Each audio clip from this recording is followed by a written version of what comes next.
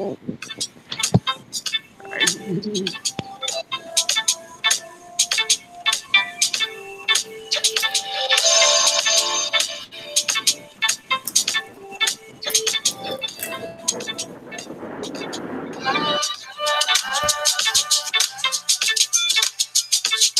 right, everybody, I'm sorry that we were a little late. I appreciate you all waiting for the program. This is the Information Man. And the sister that I was talking to you about, she's going by the name Ruby for about obvious reasons, because this is very sensitive information that she's going to bless us with today on the program as it relates to her experience dealing with the San Francisco police. Let me bring this down. All right. So as it relates to Ruby's experience dealing with the San Francisco police as a dispatcher, she's going to give us her eyewitness account, her experiences in some of the corruption or the racism that goes on and has been going on in the San Francisco Police Department from her experience and her interaction with them. And I had a chance to go online today and look at some of the YouTube videos, and there's a bunch of stuff about all sorts of issues going on with the San Francisco Police Department, in terms of racial text messages. I think the police chief had to resign at one time. There's so many racial things going on. And like I was saying to everybody when I did the earlier live stream to let you guys all know we would be on today, is that this seems to be a reflection. You can make a good inference that this is a reflection of some of what is going on in other police departments around the country. Okay, some of the corrupt behavior that is happening that we as Black people are impacted by. And so with that said, I'm going to go over to Ruby. She's kind of outside. So she told me that anytime a plane flies over, there's some kind of noise or distraction, she's going to mute herself. There's too much things going on in her household right now. She has a family, so she's going to talk to us outside, just have a little bit more privacy. So she's going to express from her experience. I hope this would be something that would open up one's mind, that will be something that you can share with other folks, because as we know in America, Black folks, we're profiled, we're targeted. Particularly Black men are targeted, Black women as well. You saw what happened in Oakland, California. Let me turn this down here. You saw what happened in Oakland, California, where you had the white woman trying to tell Black folks that they can't barbecue in a city that they've been born and raised in. And she was on there playing games, acting like she was crying and that someone was harassing her. And she was talking to the police, going through all these emotional contortions. One minute she's acting bad, talking to them badly. And we found out from the True Royal Queen in her program that she was actually there for what, 4 hours or more? And she was actually making racial statements towards them, which did not get on video. But we later hear in reports that she was really harassing these folks. And then the police didn't do a damn thing about what she did. And then Black folks in Oakland turned up, went to City Hall in Oakland and demanded something to be done in this circumstances. So with that said, I want to bring you Ruby. She's going to put it down from her perspective. Ruby, how you doing, sister? We went to college together. So we have a lot of we know each other personally. We literally go a long way back. Yeah.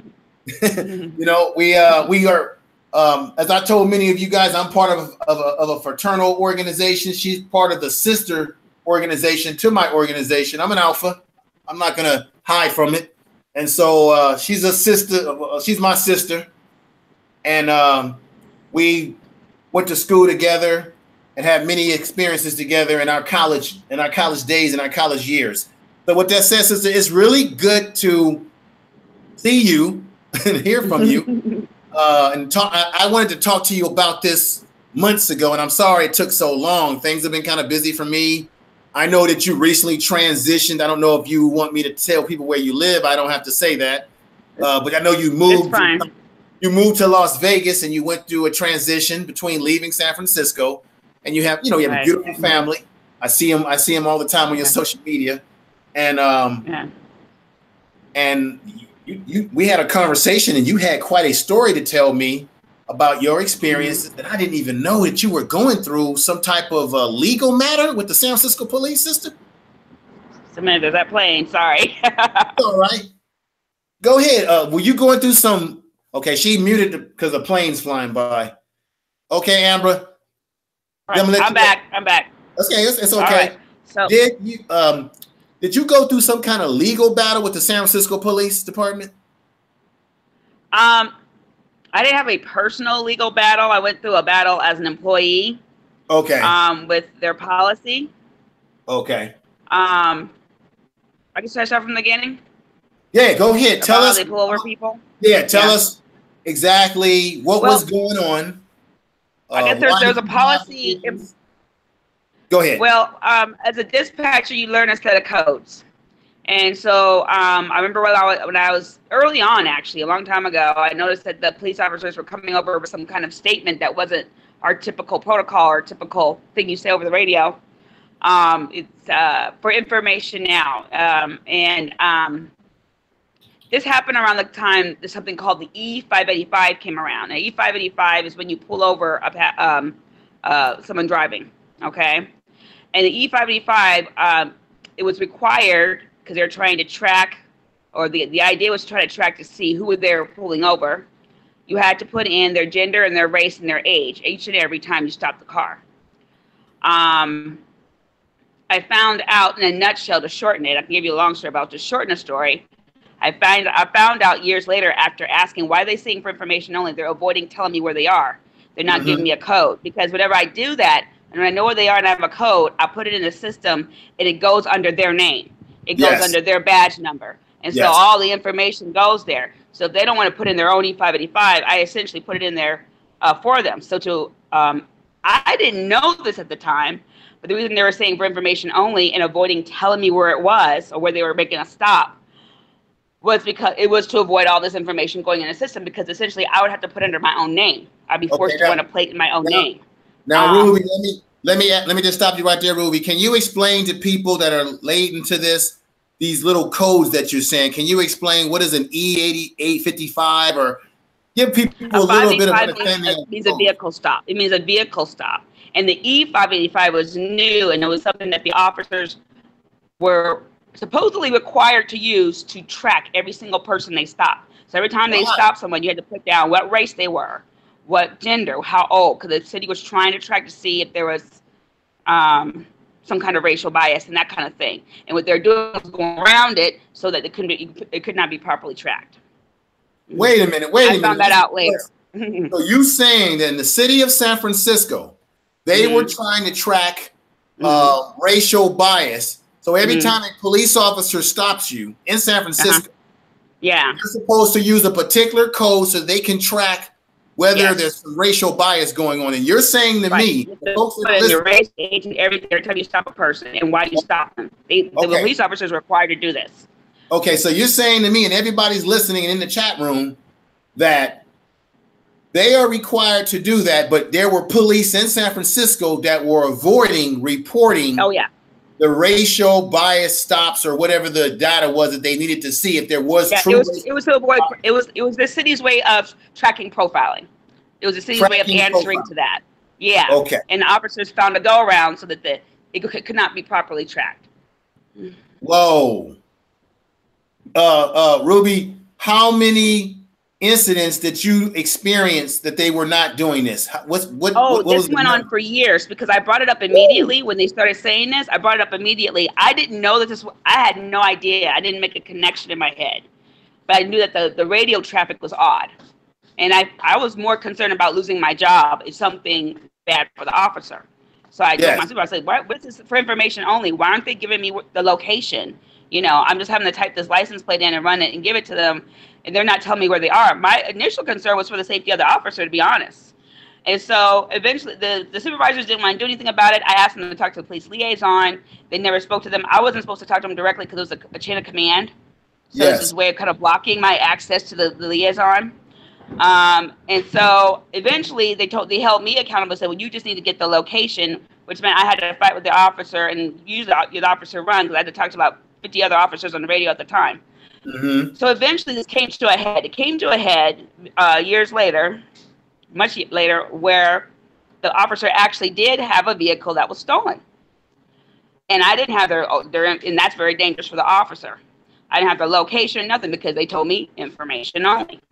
And so that's when I put my foot down about it. I'm like, look, I've been asking about this for a while, and no one seems to be taking responsibility.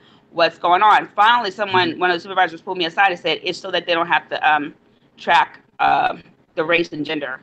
They said they're using you to get around it. Like, the supervisor just kind of pulled me aside and told me after a few years of me complaining about it. And I had personally never put that together in my head. And when I found that out, then I started getting louder about it. And started demanding that they speak to a liaison about it. And I said I was going to contact the NAACP. And then shortly after that, suddenly I wasn't allowed to train people anymore. I used to be a trainer. Suddenly I couldn't train anybody anymore. So wait a minute, Ruby. So you're telling me and everybody listening that when you started questioning some of the business practices with the police department that was not kosher, that was sort of racially biased, that's when they start to, as we like to say here, effing with you. They start messing with you and being okay. Now, how many years did you work in this particular job? 15 years. 15 years. And out of your 15 years, tell the folks listening what sort of shocking things that came across your ears. Well, that was the most shocking. That meant I was asleep at the wheel, because I was basically used as a tool. And that never sat. Obviously, I quit. That just didn't sit right with me. Sorry, got a vending machine next to me. In your opinion, let me just say this. In your opinion, how frequently do you think this is going on today? How many others? Well, I'll tell you this. They had a system overhaul. Okay. Right before I left, that makes it difficult for this to still happen. But my experience is that the officers don't want something. Like, they have literally, like, they used to have GPSs, so we would always know where they were. And the taxpayers put them on their car, so we'd always know where the cars were. They ripped those out. They'll find a way to get around stuff. So I'm not there right now to figure out how they've done it recently. I know that the new system made it more difficult, though, for them to use our names and not use their names at this point. So you're saying just in the case, just in like when it comes to these camcorders where they're supposed to record their encounters with people when they arrest people. And here close to the Sacramento area where I'm living, we had you're aware of the Stephen Clark situation where he got shot with a cell phone in his hand, and the people out here in Sacramento were saying, why did the police turn down their that was the plane coming by. That's all right. The people in Sacramento were concerned about why did the police turn their camcorders off to be able to, they turned the volume down so you could no longer hear what was going on. And you're obviously they've been trained that they're allowed to do that. And they honestly, a lot of the stuff they've been told comes from their training. So they probably wouldn't turn those down if they weren't told that they could, or wouldn't advise when they should, which defeats the whole purpose of the camera. It makes no sense. But the reason why I bring that up is to show the contrast of how some police are manipulating equipment that's supposed to keep them accountable. Yeah. And the question is, like when they were GPSs out there on cars. Yeah. Okay. And they manipulate. They find ways around things. Yeah. Okay, and so can you give us roughly the years that I know you said you worked 15 years in that capacity. Where were the I resigned. I went from 2001 and I resigned. That would have been 2016 I resigned. Okay, so the years that you noticed this, was this around 2016, 2015? It was around 2000. It was 2014 when I found out. And that's what the decline went. And I decided the treatment was like suddenly I liked training. Okay. Suddenly I was not invited to train anymore after I made us think about it. And then they responded to it because they finally contacted the liaison. He said there was not proper going back and forth. But this was after almost, 13, 14 years of this. Okay. I mean, that was ridiculous. Wait a minute, Ruby. You're saying that this has been going on for 13, 15 years? Because I noticed the bad traffic. I noticed the bad traffic from the officers, but I was new. Okay. When I just started. You know what's crazy about this? You worked there for 15 years, and you said it was going on for 13 to 14 years. And guess how much this has probably been going on even before you got there? Oh, absolutely. Yeah. So wait a minute. Let me ask you this question. When this was going on and you were being sort of harassed or sort of pushed out because you were asking and questioning the ethics of the police department and how they were operating, turning off equipment that's supposed to track them where they are in relation to how they profile people. Did you go to your union rep? Were you part of a union? What did the union rep say? No, I did not go to my union rep. Shortly after I found that out, I actually went out sick, which was not related to what was going on at work. Okay. So I did not go to my union rep. I made a personal decision to leave because the whole thing was actually, for me to figure this out so late, I had to do a lot of self-reflection on this, Okay. Because you want your job, you want your money, and it's good pay, and it's taking care of your family. Yes. And I had to really do a deep reflection about, what does that mean about me? Because I was used as a tool. I felt like I was used as a tool to get around that, and which is totally everything I've ever been against in my life. I got arrested during the Rodney King demonstrations twice. Yeah, I remember that. And that department still hired me even after that, so I have respect for it, I remember we were in college at that time. A lot of people were protesting.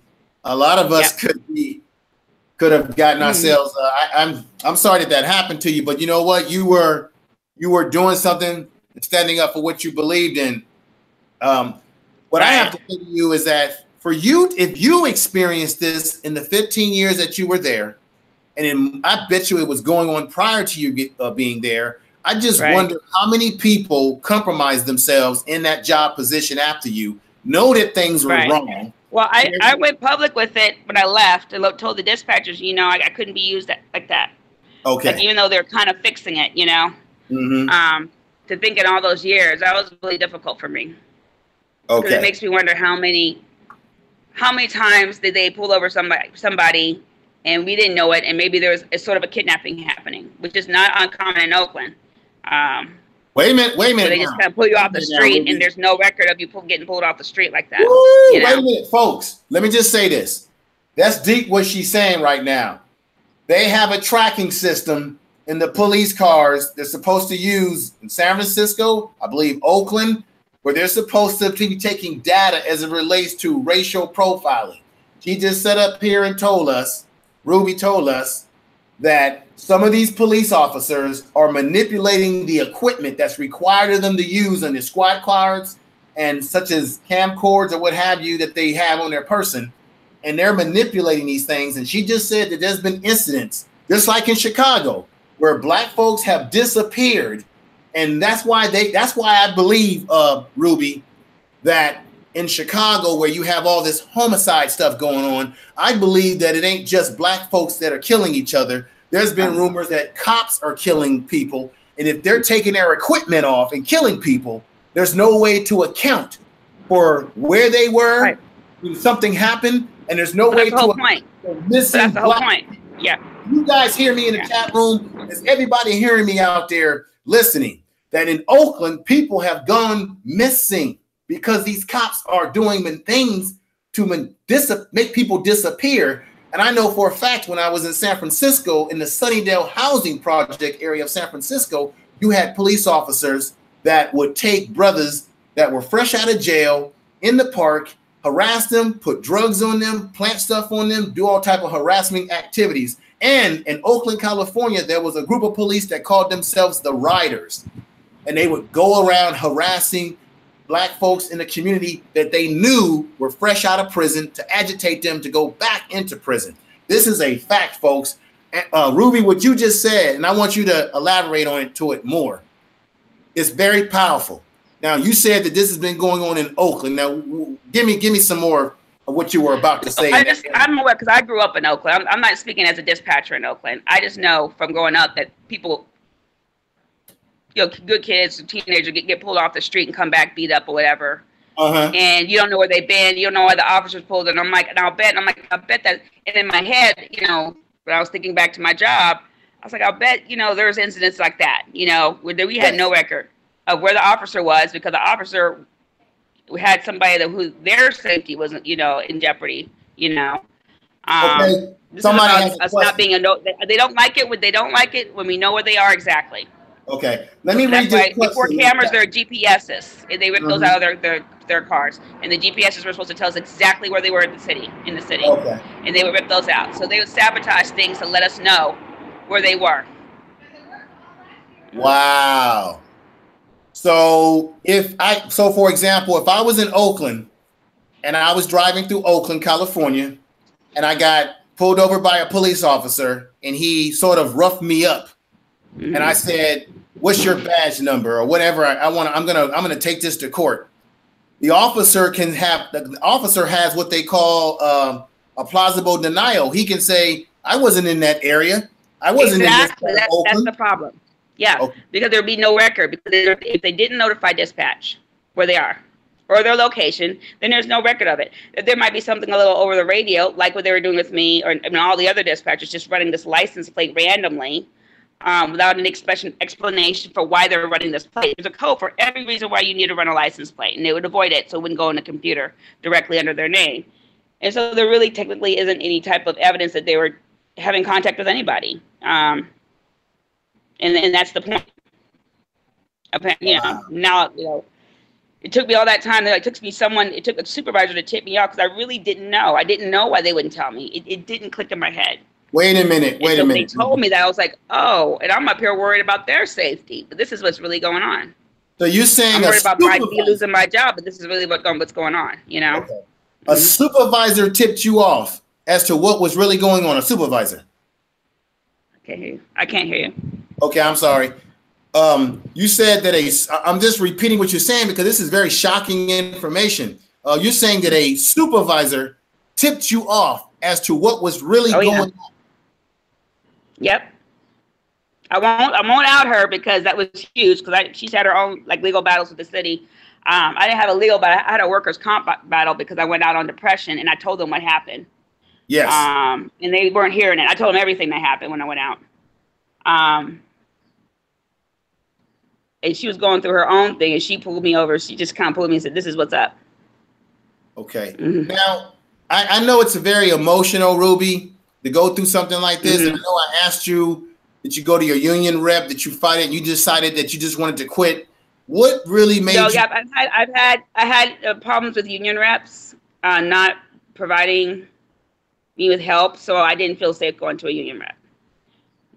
Okay. Because everybody's very pro officer.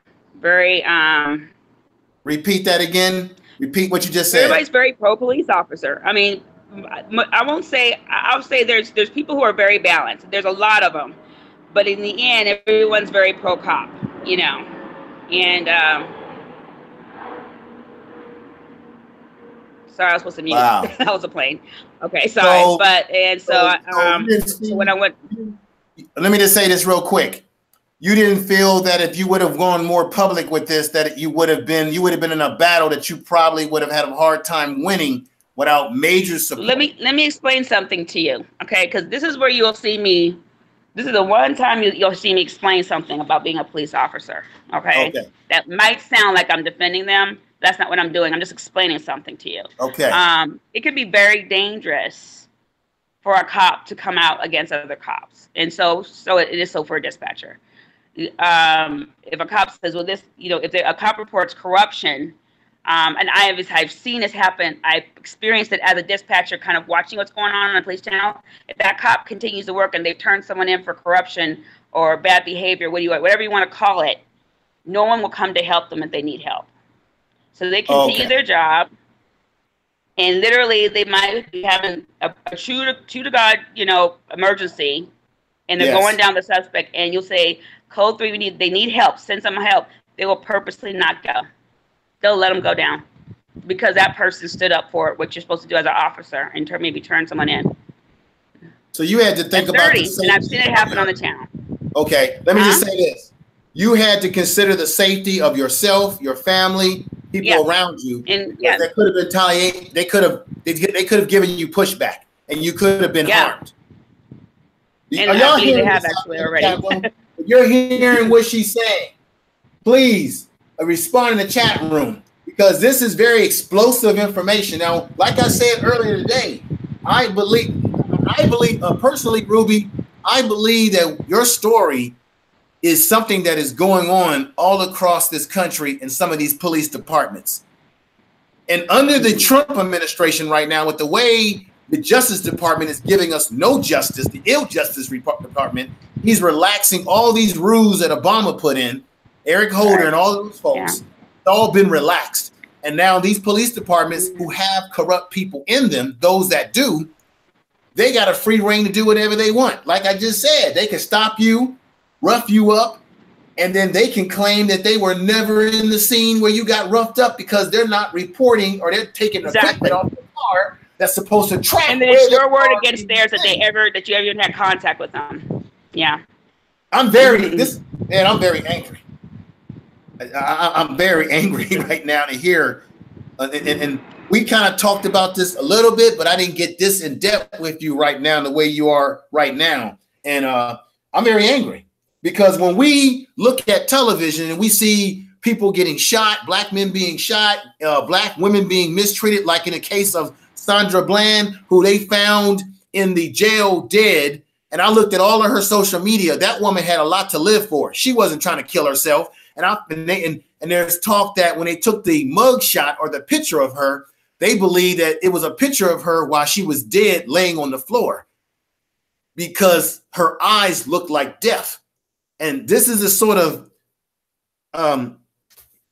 do you believe, I'm probably asking an obvious question, do you believe this is still going on in San Francisco and places like Oakland, San Jose, and throughout the Bay Area as we speak right now? Unmute yourself, because I can't hear you now, sister. She's got to unmute herself. She's talking, but unmute yourself. Sorry. I've only ever worked for San Francisco police, but from what I'm seeing on social media, what I've lived in dealing with police officers in different towns like Vallejo, the last place I lived in California was Vallejo, Oakland. It's the norm. I mean, they don't like being tracked. They don't like people watching them. They definitely don't like cameras watching them. They don't like GPS, like everything to keep them accountable. Yes. Everything that they put in to keep them accountable, they work around it.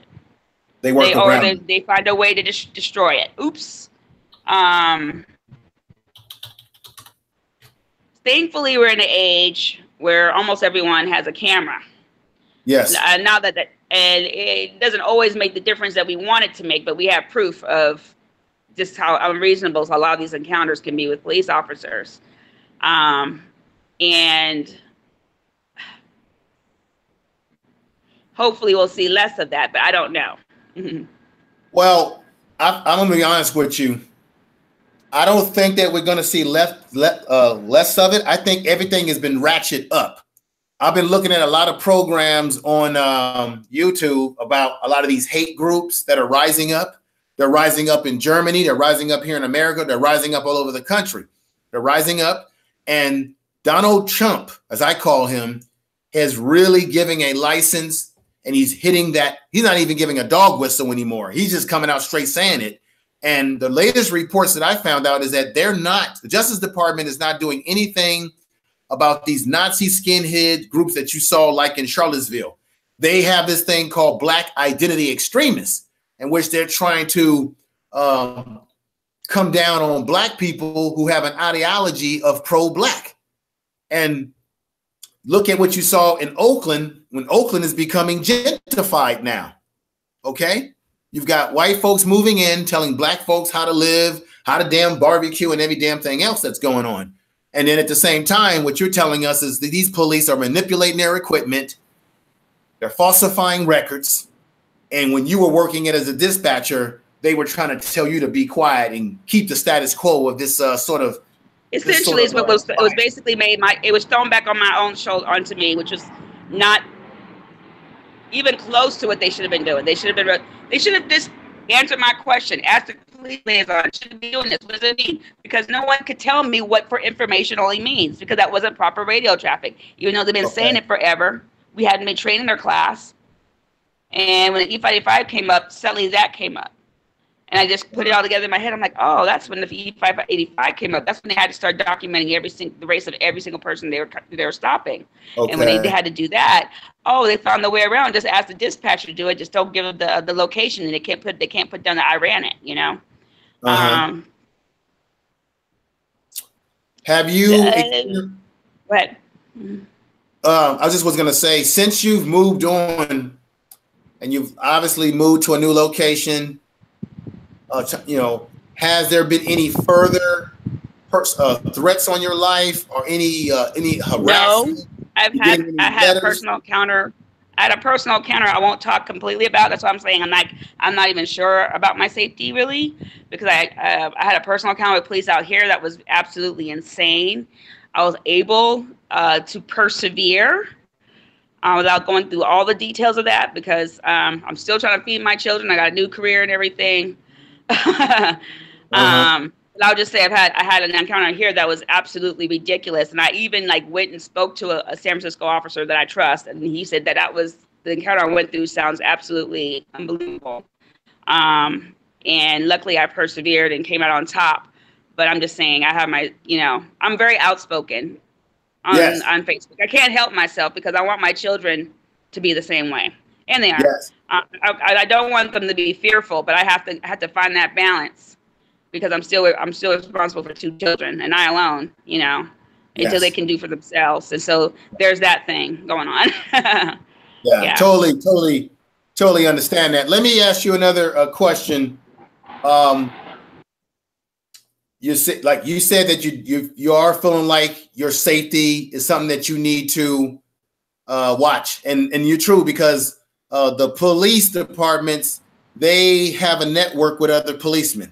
They're just like any other organization. They've got a gang. They got a gang mentality as well. Okay. But they originally were a gang. If you think about it, they started off as a gang and then became kind of legitimized. In our country. Well, the history of policing comes out of slavery. They were bounty hunters. They were running after, when black folks would escape from the plantation trying to go north, the bounty hunters would, go chase after us, our ancestors. And those bounty hunters later on became the de facto police department. And now I'm having what's going on here. See, folks, every time we're talking real talk, they start messing with us. Now my channel, my screen is blinking. It's blinking. See, this is what this is about. I know this is a YouTube thing. Let me.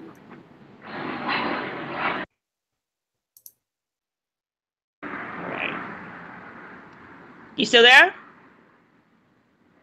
That's not.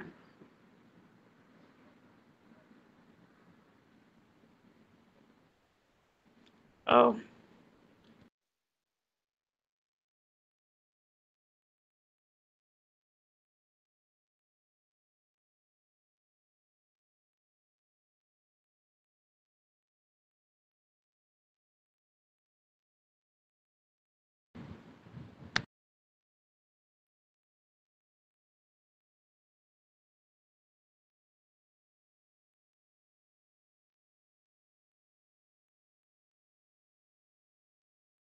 Am I muted? Can you hear me, everybody? Okay, let me correct. Okay, everybody, I'm sorry if you could not hear me. What I was basically saying is that once again, we're talking real talk, and all of a sudden, the internet starts playing around on my screen. My screen starts blinking all of a sudden, because we're talking real talk here. We're going deep.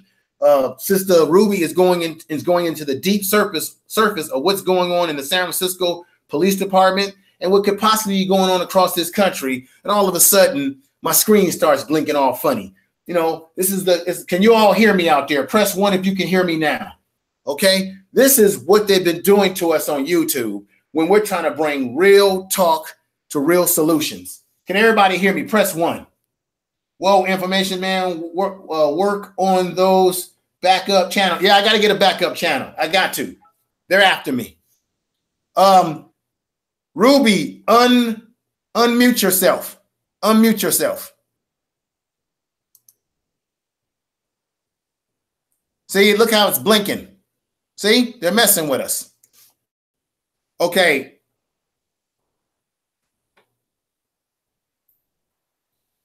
Ruby, unmute yourself. Unmute yourself if you can. Hello? Yeah, good. Okay, I'm just going to keep my avatar on because the picture is blinking. And if you heard what I was saying, they mess with a lot of black YouTubers. If I was on here talking to you about the latest reality TV show and some garbage, I wouldn't be getting any of these problems. I've been seeing this for a while, but every time we're talking real talk. So go on with what you were saying, sister, before we end this and I bring people on the panel to discuss the things that you talked about. Go right ahead. No, I'm just saying, you know, essentially the whole way that they behave is like a gang. It's like, I know as a dispatcher, if we see a dispatcher on TV or on the news that has really messed up, we go, that dispatcher really messed up. That's not the same with cops. Cops will defend each other to the very end. It's gang mentality. And if they're one of those officers that steps out and blows a whistle and says this is not right, those cops, their lives are in danger. That's a gang, but that's a gang they're in. That sounds like a gang to me. That's the difference. It doesn't sound like professional. I want them to be professional. I want them to be a stand-up people and understand that when someone does this, we need to turn them in because we're protecting our profession. But what they're protecting is a gang. As long as they protect every single officer out there that does this, they're a gang. Yes. Yeah. Until I see that happening. And again, their life is in danger. If they don't toe the line, their life is in danger. There's lists of these people who have tried to do that. Let me ask you another question. You have black police officers, black male and female police officers who join the police department, and sometimes they act just as bad, if not worse, than the white police officers, maybe because they have to show that they don't have any bias to their own people and that they're a part of that blue wall, as they call it, in some circles. Or sometimes we compromise ourselves when we get in these positions and don't realize that we're doing something that hurts our own people. You said yourself that you were doing this for about 15 years, and since you quit, you've had to decompress and think about, wow, was I a part of something? You know, think about it. You have to live with that. Yeah, that could be your sons out there being. That's exactly what I was thinking. That's exactly what I was thinking. That could have been my kids. I have 2 boys. You know, and that's not what I want for them. So why would I want to make it easy for that to come into the world? And yet I was a tool. You know. So what could I do but change my career? But I went through it. I went through it. I took a long time off before I actually resigned. Wow. You know, some other things were going on around that time too. Yeah. Yeah. I totally get it. I mean, I've had some, you know, I had some personal things happen in my life. I went through a divorce about maybe 2 years ago, which is why I ended up moving to the area that I live in. And I have a daughter, so I stay down here primarily to be in her life and raise her. So we all go through, you know, some of the ups and downs of life, and jobs are the same way. And I'm gonna let you know, I don't know if you know this, I actually work in a prison environment in which I deal with guys who have mental health issues, and I deal with everything you can name it: gang members, murderers, serial killers, everything. I deal with these individuals very close up and personal, and I can personally say I have seen some things that are very questionable, especially when you have guys that are coming out of prison that want to reform their life, but they're made to live back into neighborhoods that are going to get them in trouble. Like a lot of these guys, when they come out of prison, they parole them to really a trap areas. The whole system's a trap. The whole system is a trap. It's a recycling system. If you don't have money, you start off your life without money, and you're in a particular area, and you're a particular color, or even not a particular color, you just don't have any money. You're predispositioned to go through this system because you don't have money. I'm not even going through whether you're guilty or innocent, whatever happened to the cops. I'm like, once you go to court, the easiest thing to do to get out is to plead to something, whether you did something or not. Yes. The easiest way to get out, because you don't have money to pay for a defense, a real defense.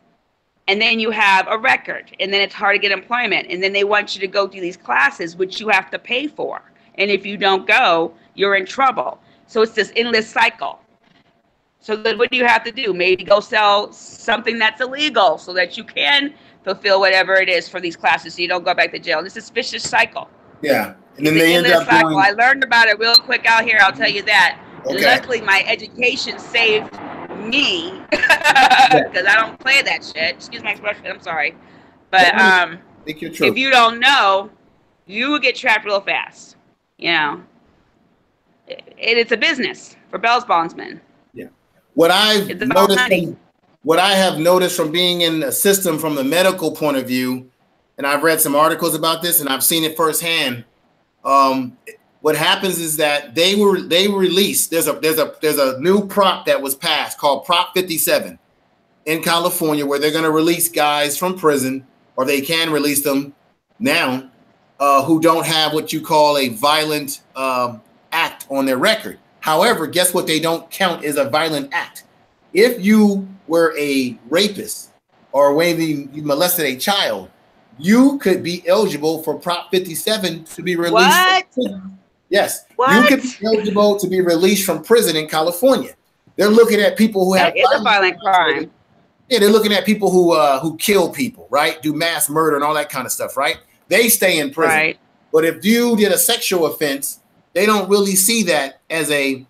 I was talking to a parole officer about this. They don't have it labeled as a violent crime per se. Therefore, there are going to be a lot of guys that are going to be released out of prison on this Prop 57. They're going to come back into the community. They're going to do exactly what you said. They're not going to be able to find opportunity in some cases. They're going to recommit or sell drugs. And contrary to popular belief, a good majority of black males that are in prison are not in there because they murdered someone. A lot of them are in there on drug possession or drug sales. Because in this ridiculous. Society, it's a waste of our taxpayer money. Yes. In this society, they try to paint violence as a pathology to black males to kill, when in fact, a lot of black males in prison are not in there for actually murdering someone. Right. They might be in there for drug sales or possessions, absconding. Most of them are. Most of them are. Yeah. Yes. Yes. Yeah. So that's been my personal experience looking at the record of some of these brothers, seeing what they're in prison for. And a lot of times they say, hey, when I get out of prison, I want to change my life, but they're going to put me back in a community. They're going to parole me back to a community in LA that I don't want to go to. And I got an uncle that lives in Seattle that's got a job for me, and they won't let him go up. And you're forced to stay in a certain area so you can meet with your parole, whatever officer, or it's not a system set up to make you, it's not a system set up for your success. Yeah. Yeah. It's not. There's money being made if you don't succeed.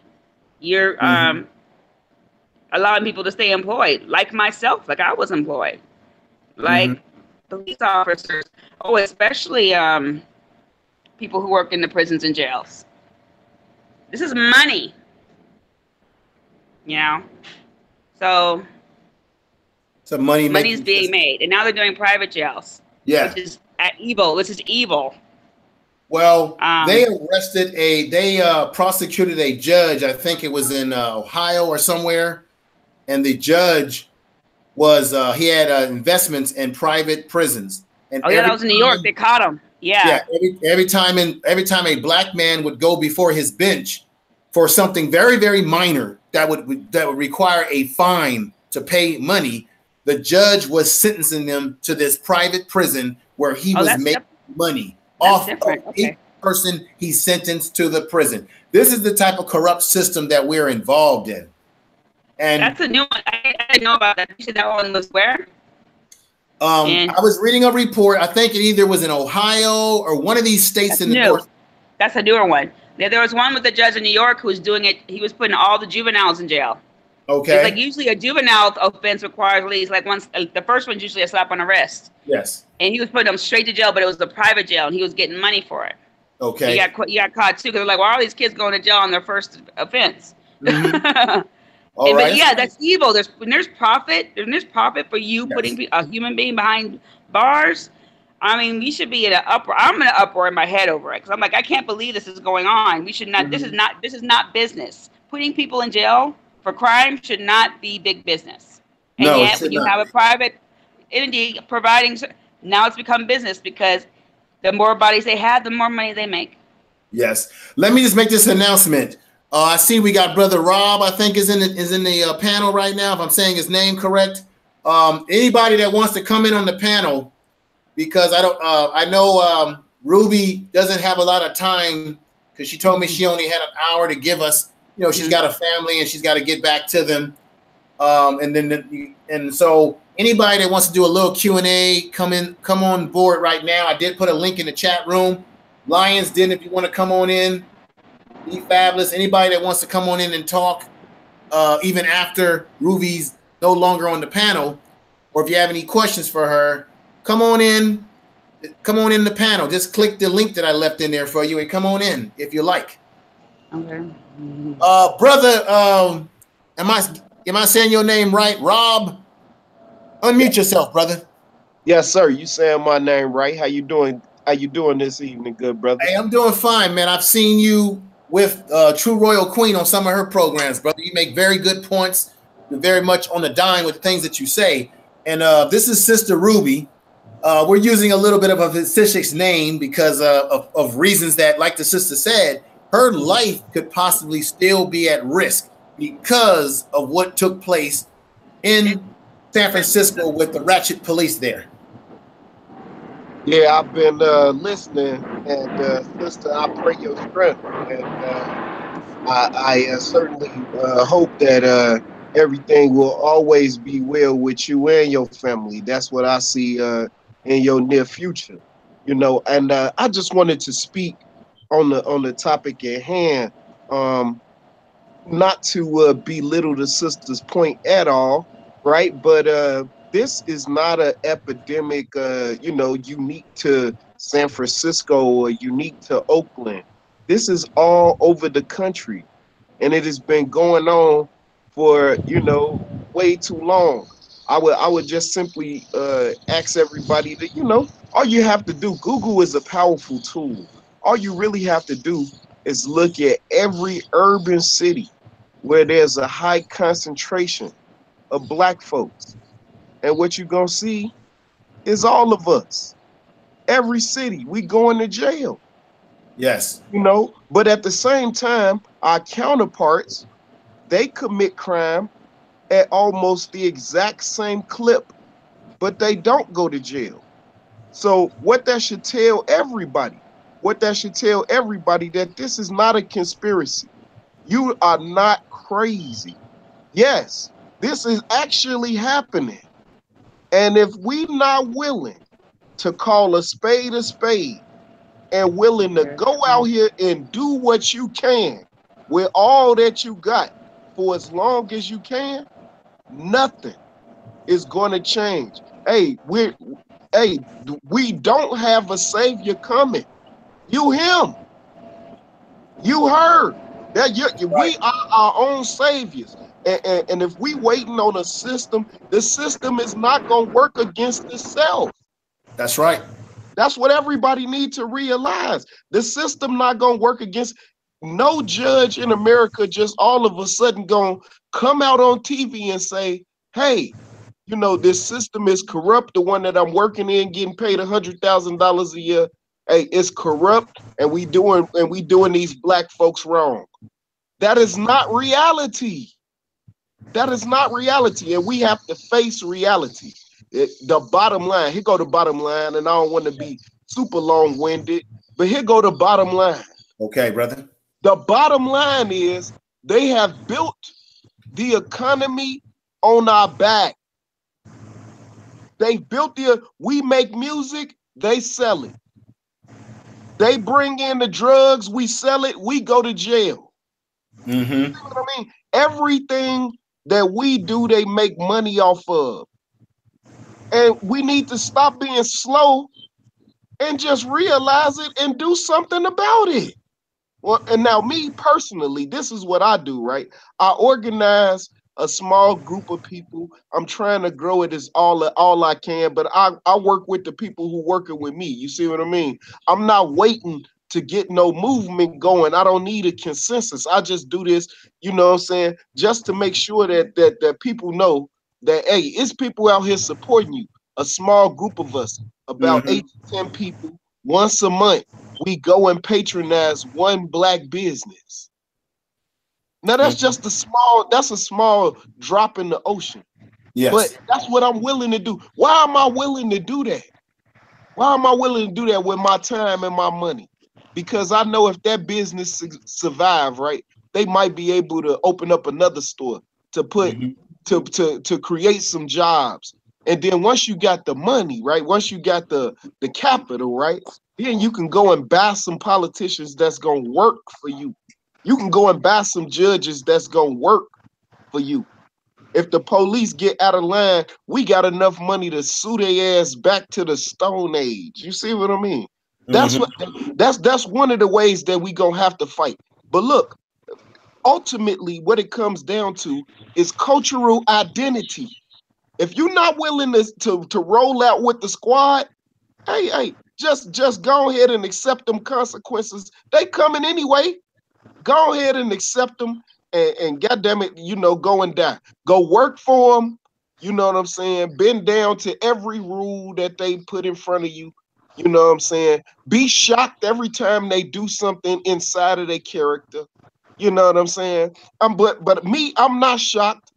I'm not shocked that this happening in San Francisco. It happened in Chicago on a daily basis, weekly basis. You know what I mean? Like, do everybody remember Laquan McDonald? This is my final point. And then I'm gonna shut up. I'm gonna fall back. Do y'all remember Quan McDonald? It's a damn shame what happened to him. Brother, it's going on 2.5 years and they ain't even started the goddamn court proceedings yet. It's still in discovery. The reason why it's still in discovery, they hoping that people not still fired up. Right? Now, me, I've been showing up to court. I work downtown Chicago. So I show up to court every time I know they ass in there. Hey, I want to hear what the hell going on. This public. I'm here. And I want to see what the hell going on. So as soon as something happened in the court proceeding, I'm going to report it back to the family. I'm not surprised this happening in Chicago. If you look deep enough, you can find a reporter in your city that's sitting on a story just like this.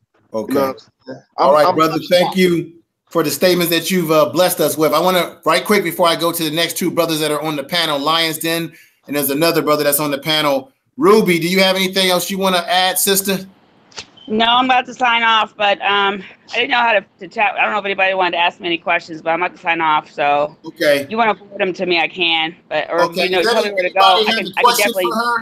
If anybody has, I can definitely go online and answer them. I just don't have the visibility. No, it's okay. I thank you for coming on with me today, and I'll be talking to you. I'll be in contact with you, okay? Because I definitely I'm concerned after you told me a lot of the things that are going on. I'm very concerned. So I need to stay in contact with you. Okay? Okay. All right, thank you. All right, bye-bye. Nice meeting y'all. Okay.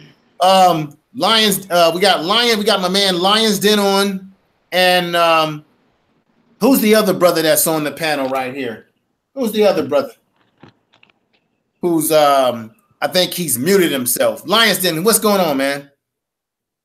What's good, Info? How's it going? Going fine, brother. What's your impression as to what you heard, brother? I mean, she was breaking it down. Now, I've known her for a number of years. We went to school together, and she lived, you know, in the Bay Area, and she's moved out to the Vegas area, and she saw a lot of stuff, man. And then a lot of us, we look at these news stories, and we hear about what happened to Black folks, and we be shaking our head and saying, man, this is what's going on, and we be thinking that it's corruption, right? Well, it ain't no lie.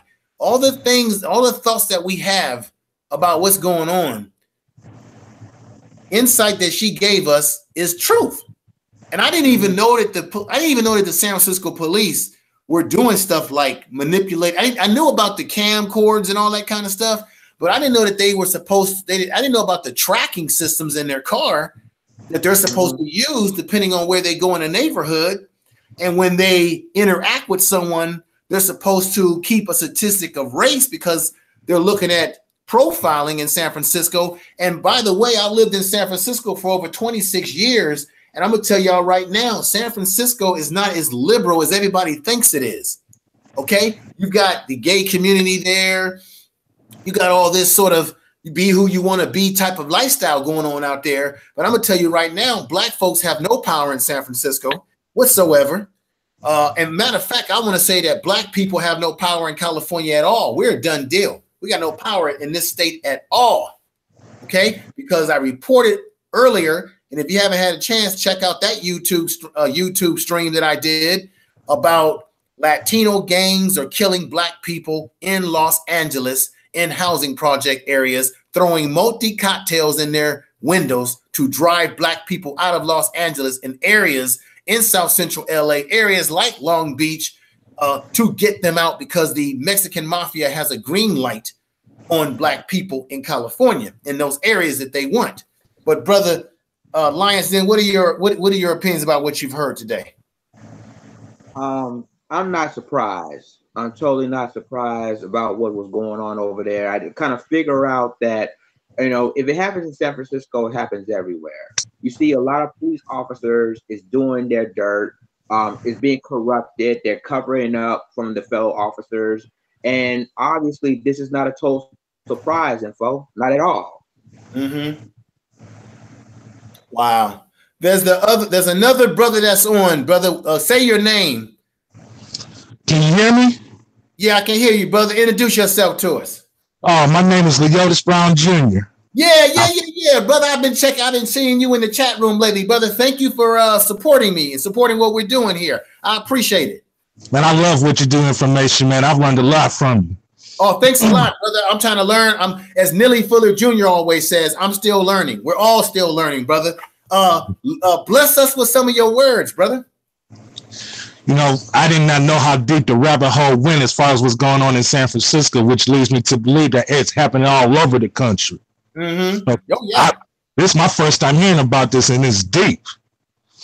And you know, I know how the police got the gang-like mentality. You know, black folk, we already know that. You know how they lie and manipulate everything. Mm-hmm.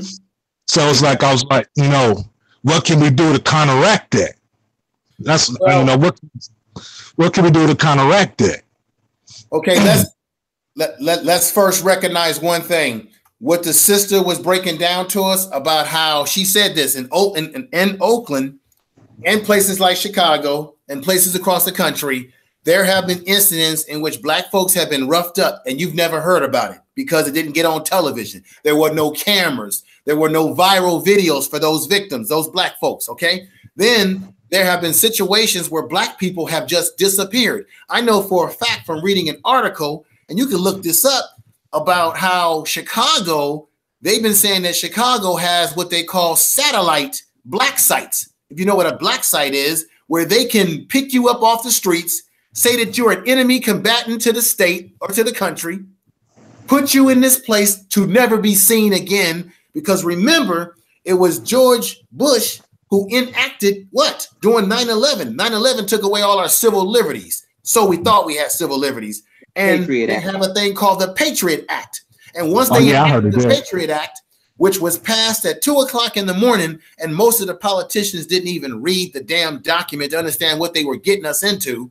And that means if they say that, if they see all three of us walking down the street, they could say, them three Negroes there, I believe that they are involved in terrorism or something like that, right? They could pick us up off the street, put us in one of these black sites, and nobody would ever hear from us again. Okay? Right. She just said to us today that the police have a tracking device. So if they stop you, they're supposed to be they're supposed to know where the police are at in any area at any given time, and they're supposed to take down data. If the police rough you up and they turn off their signal devices, which they've been doing, you can say, hey, I was mistreated by this officer, and he can say, I was never in the area. My police car was never in the area. This is how deep it goes, brother. Yeah. I can remember the time when they had me standing on the hood of my car, searching my car for no reason at all. Yes. And it was a K9 unit and 2 patrol cars. Yes. And they had me handcuffed in the backseat of a patrol car. Mm-hmm. And you want to know what was funny about why they pulled me over? For one of those hanging air fresheners. Wow. That's what they pulled me over for. Top I was blocking my vision. That's crazy. But I remember like it was yesterday. Yeah. Let me show y'all what just happened. I tried to flip from my avatar to my screen, right? My regular picture screen where y'all can see me, right? And right. Notice, let me let the family out there see what they're doing to me. See, this is what's going on. Black folks, wake up. Like the movie Do the Right Thing. Wake up, man. Where's my special effect? Let me play this for y'all. Where's my special Wait a minute. I got something to say here, folks. Where's my damn special effect here? I should have had this fired up for the show. Listen to my special effect. Y'all should know the movie from this. Oh, School Days.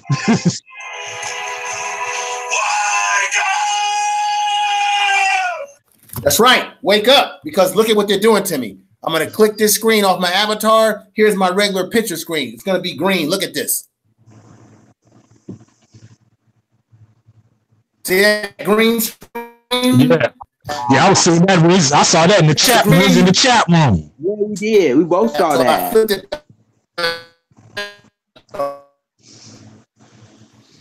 They just don't want our people to know the truth about what's going on and what they're doing. I mean, it's no surprise to us. Yeah, it's not a surprise. The surprise is they think we fools. That's the surprise. That's the surprise. I mean, I'm going to do my channel like that tonight because I was going to do an interesting topic on my channel called Lynching 2018. So I hope you two ain't going to do the same thing. Straight up. You know, with that green screen, they're just telling me how much of an excellent job you're doing, information, man. And I want to say I appreciate what you do. I appreciate what you do, my brother. Info, you there? Oh wow! I think YouTube is messing with Info's thing again. What, they done muted him? I mean, we didn't hear we really didn't hear his audio now. I think they muted him.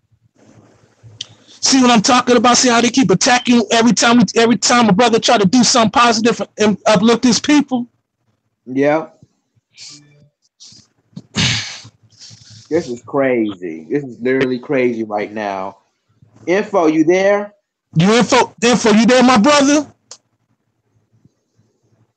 Yeah, they muted him. They had to. Absolutely. I don't understand. Well, why are we not surprised? This ain't the first time they done attacked this brother. Right now, I think we have a little technical difficulties. Information Man has been, I guess, muted. We haven't even heard from him within the last 5 minutes. So we just lost Information Man right now. We just lost him. Hopefully he come back on. Yeah, I hope so too. But yeah, this is basically crazy right now. Information Man earlier today, where he was doing a live stream with a sister here, talking about what's going on in the San Francisco Police Department, and all of a sudden, they're attacking his channel. Basically, they putting green screen on this channel, and this is just ridiculous. Yes, it is. Yes, it is ridiculous. Anytime information we need to know, that's when they want to attack us. They cannot stand to see our people uniting, man. They can't stand it. Yeah. So hopefully Information Man will probably return real soon, guys. Let's be patient about this. Again, this goes to show that YouTube will stop at nothing to silence us. So hopefully, will return us as soon as possible. Yeah. Me too, and we know, man, and we already know YouTube is run by white supremacists. So, yeah. So, like, ladies and gentlemen, again, like I said, don't go anywhere. Information Man will be right back. He's basically again has technical difficulties on his side, so just be patient. We'll wait for him to come back. But this is just goes to show that YouTube will stop at nothing to silence people, silence our voices. Yeah, but you got these crackers out here with them stupid old videos showing people getting hung and all that stuff. But when black folks want to do something positive to keep uplifting our people, then they want to silence. That shows you how powerful we are as a people. And black unity is the greatest enemy against racism and white supremacy. Yeah, I'm reading through the chat room right now. I'm probably end up taking over in Info's channel until he gets back, because I was going to do my own segment about lynching in 2018, but I probably might end up delaying that until Information Man gets back. But okay. I'm reading through the chat room as we speak. Tarisha Ford saying YouTube I'm trying to read it so fast. YouTube some shit, and they are trying to stop us, cause wars on baby. That's so true. Yes. The real Aaron Collins said it's an outright demonic attack. Also so true. Peggy Roaster is saying many years ago when I had AOL in the Native American chat room, they will hack the chat all the time. I can read the chat room. Basically, I'm just reading his chat as well. He said he's coming back on a new stream. Give him a minute. He'll come back, family. So once he comes back, ladies and gentlemen, as of right now, I am going to take over until he gets back here. But it goes to show that every time we talk something positive, we try to talk about unified black people, this happens. It has always happened. They try to mess with us. So like he said, they try to mess with us. And it happens from time and time again. So it's just crazy. Yeah, just getting repetitive. And it's actually starting to get on my nerves. And so right now we're still waiting for Information Man to get back. He's going to do a new screen right now. But it goes, and like I said, I will personally apologize about that. I think Underrated Darkness is getting ready to come in, but that's one thing is I didn't get Information Man's his website to get in the chat room, so I couldn't even do anything even if I wanted to. Mm-hmm.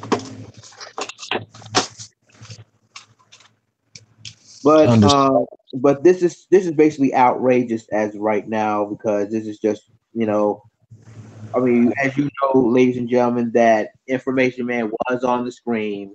He was basically talking real stuff, and as you know, they hacked they hacked his channel. That's exactly what they did.